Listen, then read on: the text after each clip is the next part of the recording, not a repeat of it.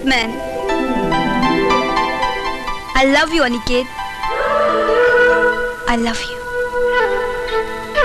Come on. I want to kiss you. 90 के दशक की एक ऐसी अभिनेत्री जिसे देखने के बाद हर किसी का दिल धक धक करता था। कितने दिनों के बाद मिले हो।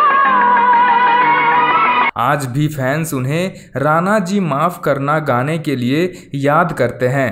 मुझको राणा जी माफ करना। वे एकमात्र ऐसी अभिनेत्री थी जिसे उस जमाने में सुंदरता की मूरत मानी जाती थी। इंडस्ट्री में अपनी दमदार अदाकारी के दम पर करोड़ों फैंस का दिल जीता।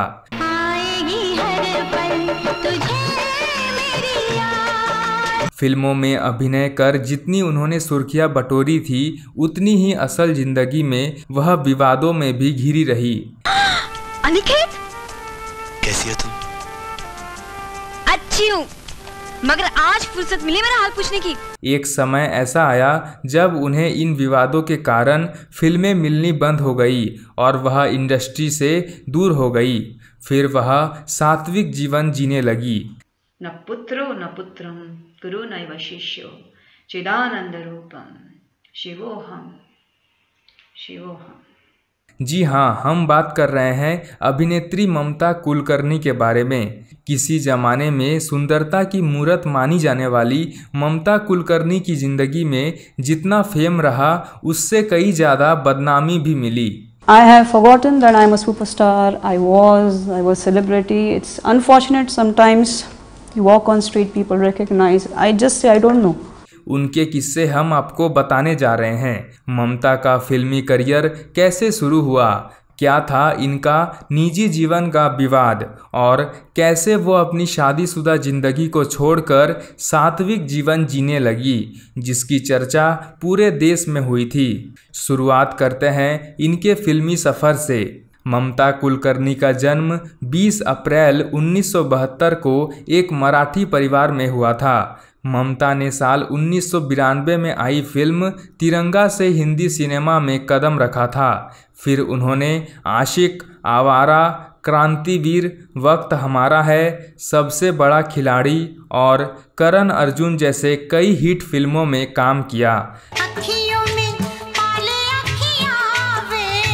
लगातार एक के बाद एक कई हिट फिल्में देकर ममता जहां सफलता की सीढ़ियां चढ़ने लगी थी, लेकिन एक समय उनका करियर डगमगाने लगा और वह विवादों की शिकार होने लगी।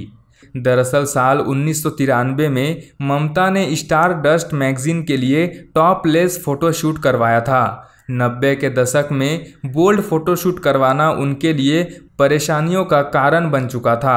हर तरफ इन तस्वीरों ने तहलका मचा दिया था। कहा जाता है कि ममता की ये तस्वीरें ब्लैक में भी बेची जाती थी, लेकिन ये सब करना उनको बहुत ज़्यादा भारी पड़ गया, क्योंकि उन्हें बोल्ड फोटोशूट करवाने के बाद 15,000 रुपये का जुर्माना भी भरना पड़ा था। इतना ही नहीं, ममता की इस हरकत से गुस्साए लोगों ने सड़क पर उतरकर विरोध भी करना शुरू कर दिया था और अभिनेत्री को जान से मारने की धमकी तक मिलने लगी थी।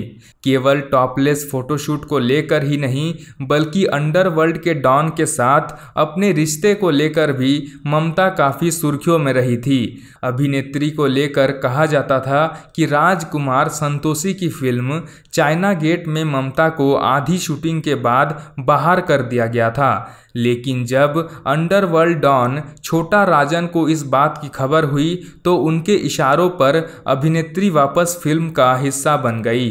बाद में ये कहा जाने लगा कि इंडस्ट्री में ममता कुलकर्णी का सफलता पाना अंडरवर्ल्ड डॉन के कारण मुमकिन हुआ है। डॉन और ममता के रिश्ते की खबरें इंडस्ट्री में आग की तरह फैलने लगी, लेकिन हर बार उन्होंने इन खबरों को महज अफवाह करार दिया है। लेकिन साल 2002 में उन्होंने ड्रग माफिया विक्की गोस्वामी से शादी करके सबको चौंका दिया था। साल 2016 में ममता और विक्की को पुलिस ने केन्या एयरपोर्ट पर ड्रग तस्करी के मामले में गिरफ्तार भी किया था। हालांकि अभिनेत्री ने इसे साजिश करार दिया और बाद में उन्हें छोड़ दिया गया।